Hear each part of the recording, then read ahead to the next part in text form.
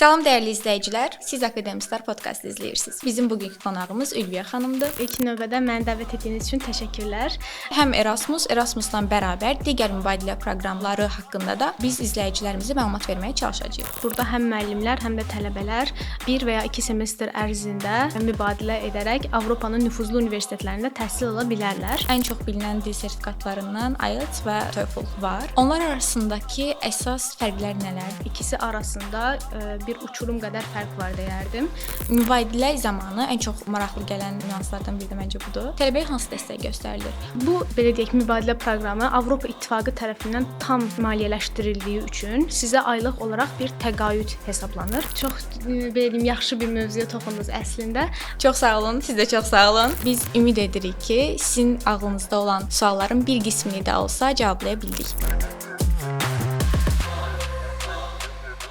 Salam dəyərli izləyicilər, mən Xədicə, siz Akademistlər podkastı izləyirsiniz. Biz bu gün vacib sayılan beynəlxalq dil sertifikatı imtahanlarından olan TOEFL imtahanı və onun strukturu haqqında danışacağıq. Eyni zamanda bir sıra mübadilə proqramlarına da yer verəcəyik. Bütün bunları danışmaq üçün bizim bugünkü qonağımız Ülviyə xanımdır. Ülviyə Mehdizadə. Mən istəyirəm Ülviyə xanım bizim izləyicilərimiz üçün özünü çox qısa tanıtsın. Hər vaxtınız xeyir Xədicə. İlk növbədə məni dəvət etdiyiniz üçün təşəkkürlər. Mən Ülviyə Mehdizadə, Akademistlər Tədris Mərkəzində General English Instructor kimi fəaliyyət göstərirəm. Bundan əlavə TOEFL dərsləri də tədris edirəm. Təhsil olaraq da Xəzər Universitetinin xarici dil müəllimliyi üzrə ixtisasında təhsil almışam. Bundan əlavə olaraq da 2024-25-ci tədris ili müddətində Serbiyanın Novi Sad şəhərində Erasmus Plus mübadilə proqramı ilə təhsilimi davam etdirmişəm. Sizə bir daha xoş gəlmisiniz deyirəm və mövzumuza elə Erasmusdan başlamaq istəyirəm. Çünki hazırda mübadilə proqramı düşünən tələbələrin sayı mən düşünürəm ki, olduqca çoxdur. İstəyirlər ki, təhsil müddətlərini dəyərləndirsinlər və bu müddət ərzində mübadilə proqramı ilə müxtəlif ölkələrə gedib oradakı tələbə həyatını yaşasınlar. Ona görə istəyirəm elə buradan başlayaq. Əslində günümüzdə Erasmus Azərbaycanla bağlı bir sıra qərar dəyişiklikləri olduğuna görə İstəməzdim izləyicilərimizi çox da yanlış yönləndirək. Ona görə həm Erasmusla bərabər digər mübadilə proqramları haqqında da biz izləyicilərimizə məlumat verməyə çalışacağıq. Erasmus nədir və ümumilikdə mübadilə proqramı nədir və hansı tələbələr bura müraciət edə bilər? Erasmus Plus Avropa İttifaqının tam maliyyələşdirdiyi tələbə mübadilə proqramıdır. Burada həm müəllimlər, həm də tələbələr 1 və ya 2 semestr ərzində mübadilə edərək Avropanın nüfuzlu universitetlərində təhsil ala bilərlər. Bu proqramın əsas üstünlükləri ondan ibarətdir ki, tələbələr xaricdə gedib həm dil bacarıqlarını, həm dünya görüşlərini, istərsə də karyera cəhətdən özlərini inkişaf etdirə bilərlər. Ümumilikdə Erasmus üçün müraciət prosesi necədir? Burada əsas meyarlar nədir? Hansı şərtlər qoyulur və hansı şərtlərə üstünlük verilir? Əsasən müraciət prosesi qəbul aparan universitetin beynəlxalq əlaqələr şöbəsi tərəfindən aparılır. Burada sizdən bir sıra sənədlər tələb olunur, hansı ki CV, motivasiya məktubu, transkript, dil biliyini təsdiq edən sənəd və s. Və bu kimi sənədlərdən ən əsaslarından biri motivasiya məktubudur. Bu bəzi universitetlərdə özünü müsahibə mərhələsi ilə əvəzləyə bilər. Bəs Erasmus proqramına mən düşünürəm ki, müraciət edən tələbələr sayı hər il çox olur. Ümumilikdə mübadilə proqramlarına müraciət edən tələbə sayı çox olur. Burada seçilmə şansını nə artırır? Burada deyərdim ki, seçilmə şansında əsas rol oynayan meyarlar tələbənin yüksək GPA-si, motivasiyası və onun aktivliyidir, yəni background dediyimiz sosial aktivliklər. Erasmus proqramının tələbələr üçün hansı üstünlükləri var? Bu əlbəttə bayaq da qeyd etdiyim kimi beynəlxalq nüfuzlu bir proqram olduğu üçün əlbəttə tələbələrə istənilən cəhətdən istər karyera, istər özünü inkişaf, istər dil bilikləri, hər cəhətdən əslində tələbə üçün pozitiv bir effekti var. Məsələn, dil olaraq yanaşsaq, dil bilikləri, dil bacarıqları olaraq yanaşsaq, tələbələrin mübadilə etdiyi dövrlərdə əsas istifadə etdikləri, yəni birinci dərəcəli kommunikasiya vasitəsi ingilis dili olduğu üçün və əlbəttə ki, bu da gözə çarpacaq dərəcədə pozitiv təsir göstərir onların ingilis dili səviyyələrinə.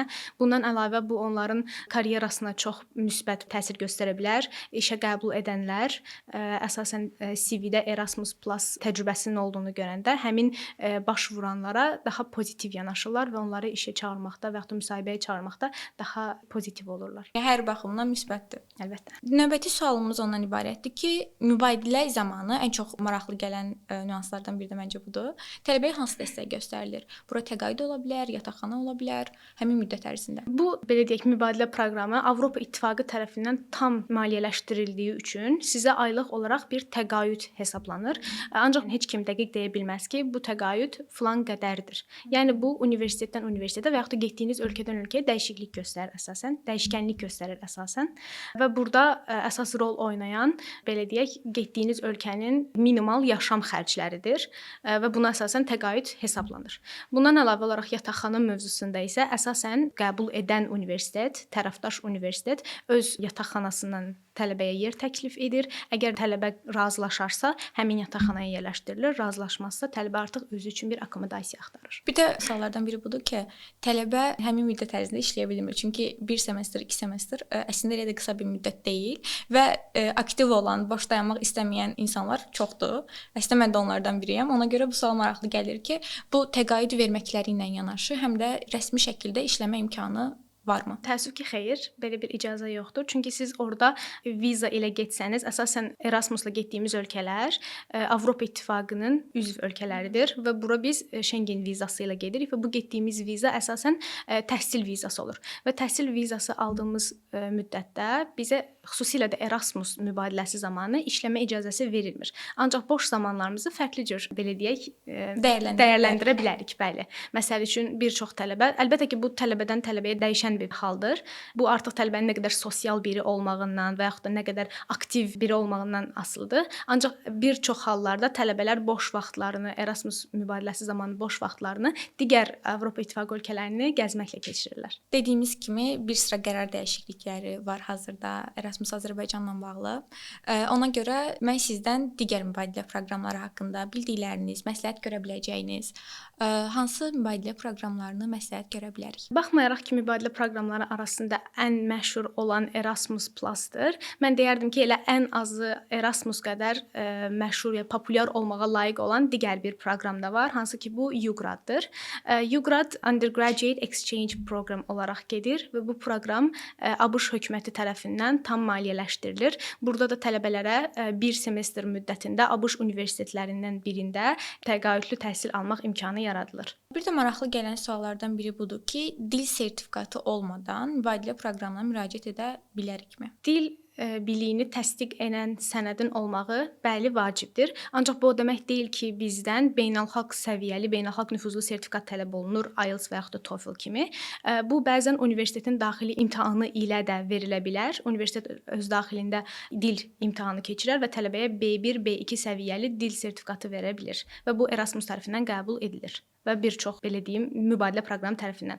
Ancaq IELTS və yaxud da TOEFL kimi beynəlxalq nüfuzlu sertifikatlarınızın olmağı sizin üçün əlbəttə ki, pozitiv təsiri var. Mən istəyirəm mübadilə proqramları haqqında yekun bir suala yer verək. Bu sual sizin şəxsi təcrübələrinizdən əlaqəlidir. Mübadilə proqramı sizin təhsil, karyera yolunuza nə kimi köməkliklər göstərdi? Mübadilə proqramında iştirak etmək, mən deyərdim ki, ilkin növbədə mənim dil bacarıqlarıma çox böyük təsir göstərdi. Baxmayaraq ki, mənim ixtisasım xarici dil müəllimliyidir. Mən bu dil üzrə təhsil alıram. Ancaq bu dili tətbiq etmədən əlbəttə ki, bu dildə çox yaxşı versiyaya gələ bilməzsiniz.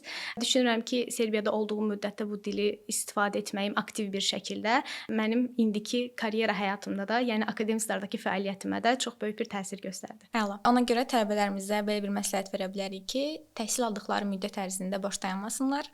Yaranan bütün fürsətləri sonuna qədər dəyərləndirsinlər.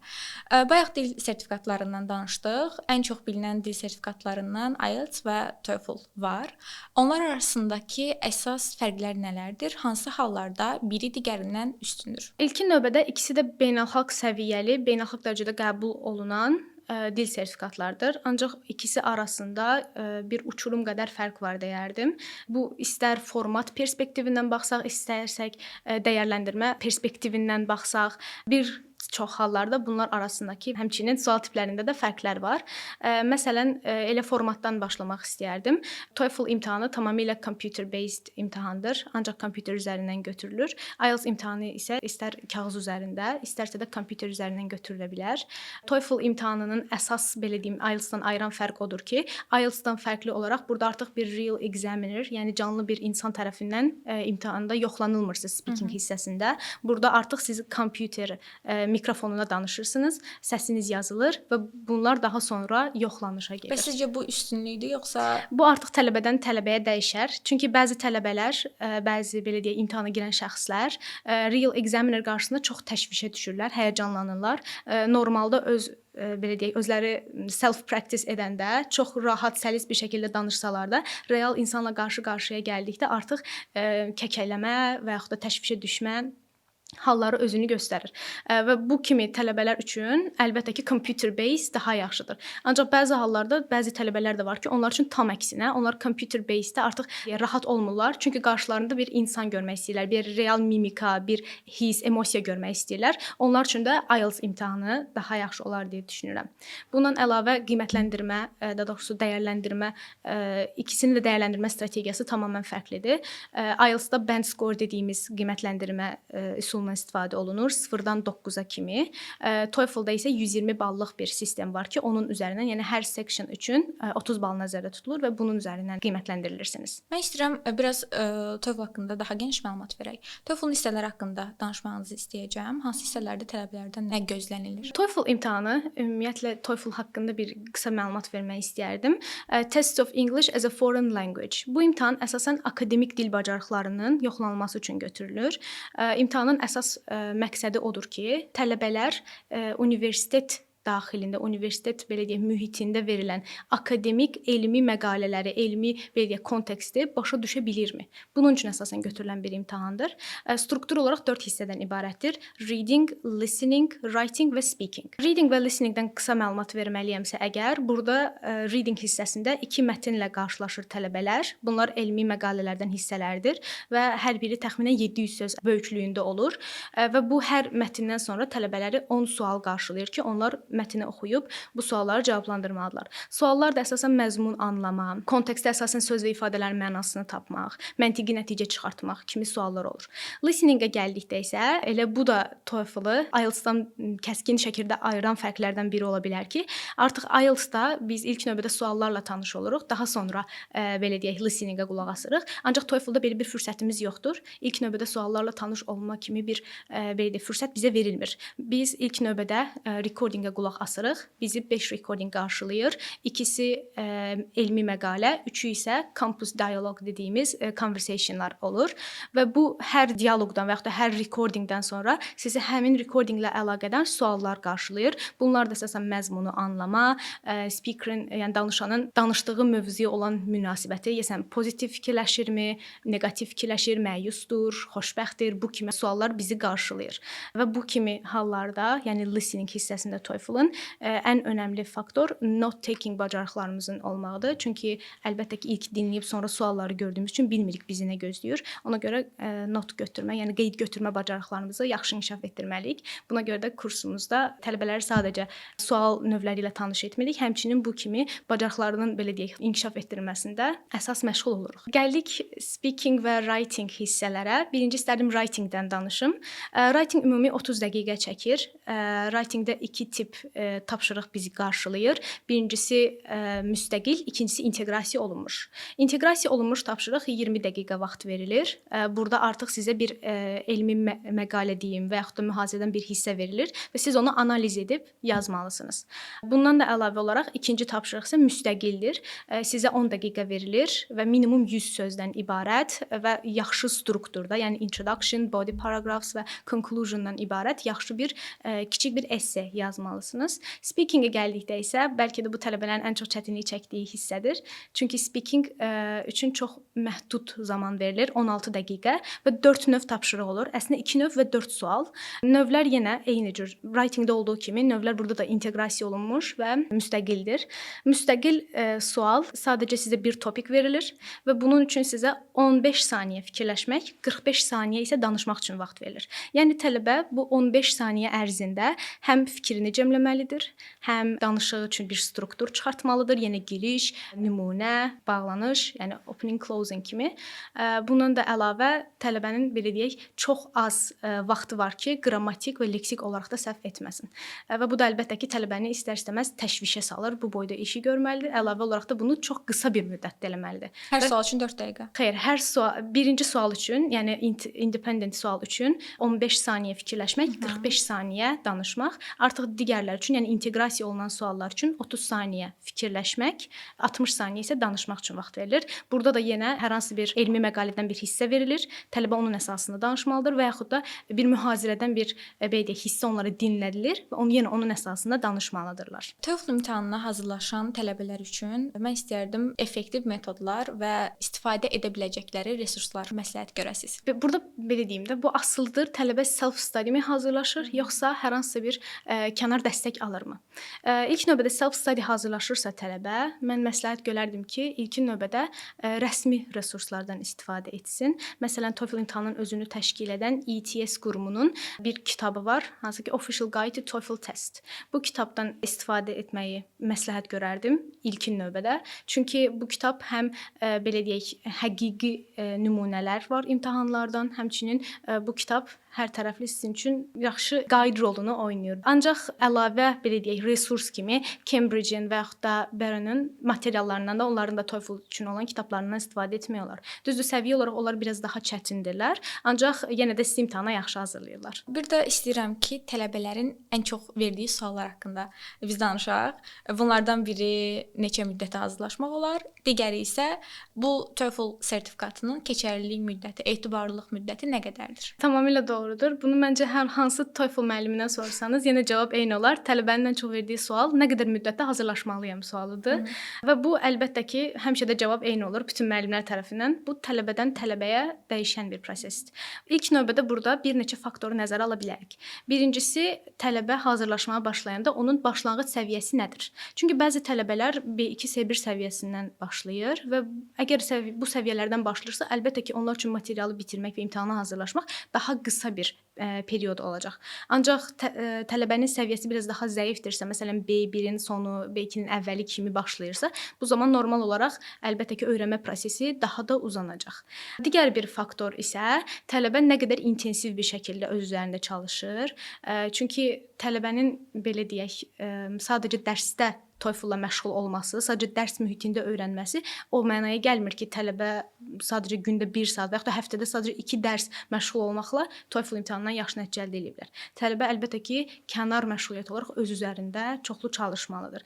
Əgər ortalama bir cavab verməliksə, orta hesabla B2, C1 səviyyəsindən başlayan bir tələbə intensiv olaraq öz üzərində çalışaraq fikirləşirəm ki, orta hesabla 2 ay yarım, 3 ay ərzində TOEFL imtahanına girə bilər. Bəs hansı səviyyədən başlamağa əsasını tövsiyə edirsiniz? Mən B2 səviyyəsindən başlamağı məsləhət görərdim. Çünki əsasən tələbələr B1-in ortası, B1-in sonunda başlayanda görürük ki, bəzi hissələr var ki, artıq tələbələrdə belə doldurulmalıdır həmin hissələr, inkişaf edilməlidir. Çox vaxtda biz bu kimi hallarda tələbələrə B1 səviyyəsini və yaxud da B2 səviyyəsini bitirib gəlməyi məsləhət görürük. Bunun üçün də Akademstar tədris mərkəzində xüsusi belə deyək, General English dərslər tədris olunur. Mən istəyirəm elə buradan davam edək. Akademstarda bu cür beynəlxalq imtahanlara hazırlaşmaq istəyən tələbələr üçün hansı şəraitlər mövcuddur? Biz həm fərdi, həm də qrup olaraq dərslər təşkil edirik. Müəllimlərimiz təcrübəli və beynəlxalq sertifikatlı müəllimlərdir və müəllimlərimizin sadəcə mən yox və digər müəllimlərimiz də var ki, onlar da bir çox mübadilə proqramlarında və təqaüd belə deyək proqramlarında iştirak edib gəlmiş müəllimlərdir. Yəni bu kimi belə deyək sahələrdə tələbələrə yaxından kömək göstərə bilirik. Akademstar sadəcə dil imtahanları ilə kifayətlənmir təbii ki, həm də xarici təhsil almaq istəyən tələbələr üçün geniş şəkildə fürsətlər və imkanlar təklif eləyir. Mən istəyirəm biraz da bu mövzudan danışaq. Bəli, sadəcə dil tədrisi ilə məşğul deyil, həmçinin biz xaricdə təhsil mövzusunda da xidmətlər göstəririk. İstər tələbələr üçün motivasiya məktubları hazırlamaq, istər CV-lər hazırlamaq, istər onlara düzgün universiteti seçmək mövzusunda konsultasiyalar, həmçinin tələbələrə başvuru platformalarından düzgün istifadə etmək mövzusunda köməklər də göstəririk. Bundan əlavə olaraq Akademstar tədris mərkəzində biz xaricdə təhsil belə deyək şöbəsi olaraq tələbələrə hansı təqaüd proqramlarına başvurmaq istəyirlərsə və hansı universitetlərdə təhsil almaq istəyirlərsə bu kimi sahələrdə yaxından dəstək göstərərək onların istədikləri universitetlərə qəbul olmalarında güclü dəstək göstəririk. Bəs Erasmus və digər mübadilə proqramlarına hazırlaşmaq istəyən tələbələr üçün Akademstarda xüsusi təlim və məsləhət xidmətləri mövcuddurmu? Bəli, mövcuddur. Akademstar tədris mərkəzində biz tələbələrə məsələn müsahibə mərhələsində hazırlaşmaq üçün kömək edirik, motivasiya məktubunun hazırlanmasına kömək edirik. Əgər onlar başvuranda onlardan beynəlxalq dil sertifikatı tələb olunursa, bu zaman IELTS və TOEFL kimi beynəlxalq dil imtahanlarına hazırlıqda göstəririk. Son olaraq mən sizdən soruşmaq istəyirəm. Beynəlxalq imtahanlara hazırlaşmaq istəyən tələbələr və ümumilikdə xarici təhsil üçün hazırlaşmaq istəyən tələbələr Akademstara necə müraciət edə bilərlər? Akademstar tədris mərkəzi istər Instagram, LinkedIn, Facebook, eləcə də WhatsApp kimi bir çox sosial media platformunda aktiv bir şəkildə fəaliyyət göstərir. Bu xaricdə təhsil almaq istəyən tələbələr və yaxud da beynəlxalq dil sertifikatları üçün hazırlaşmaq istəyən tələbələr istənilən sosial şəbəkə üzərindən bizlə əlaqəyə keçib qeydiyyatdan keçə bilərlər. Mən bir sual verə bilərəm ki, TOEFL-la imtahan verəndə hansı universitetlərə imtahan verə bilərik, hansı ölkələr buna aiddir və IELTS-də hansılardır? Çox belə deyim, yaxşı bir mövzuya toxundunuz əslində. TOEFL imtahanı əsasən Amerika və Kanadada təhsil almaq istəyən tələbələrin üz tutduğu bir imtahandır. Əsasən çünki Amerika və Kanada universitetləri bu sertifikatı tələb edirlər. Ancaq IELTS sertifikatını isə Avropa və yaxud da Böyük Britaniya kimi ölkələrdə daha çox üstünlük verilir. Çox sağ olun, siz də çox sağ olun. Ülviyə xanım, çox təşəkkür edirəm ki, bugünkü dəvətimizi qəbul etdiniz və bütün bu mövzulara bizimlə birlikdə toxundunuz. Belə dəyərli izləyicilər, düşünürəm ki, bugünkü mövzumuz bir çoxları tərəfindən cavabı maraqla gözlənilən mövzular idi və biz ümid edirik ki, sizin ağlınızda olan sualların bir qismini də olsa cavablaya bildik. Gələn bölümlərimizdə yenidən görüşənədək sağ olun.